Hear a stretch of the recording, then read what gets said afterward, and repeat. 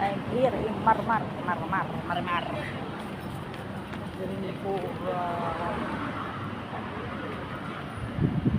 chicken shawarma spicy. Here at near in Villaggio. Buying snacks. Ay, lagdat ako ngayon. Libre. Ito lang pera. Diba?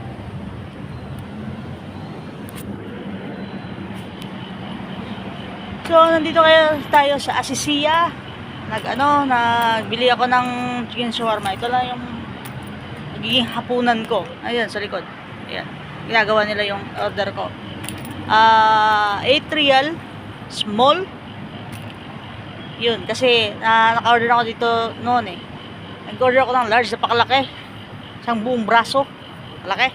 Kaya hindi ko maubos. Kaya sayang naman. Kaya hindi na ako umulit. So small na lang yung in-order ko. Dito ako yung malapit sa sa may Asisia. So maglalakad ako doon, papunta doon sa may kulod. Sa may kulod, yun, kita nyo yun. Doon doon ako nakatambay sa opisina. Kanina, morning to afternoon, doon ako sa may kabilang opisina doon sa may Mansura. Ngayon naman dito ako sa may Asisia. So, hintayin lang natin yung order. Balik na tayo doon.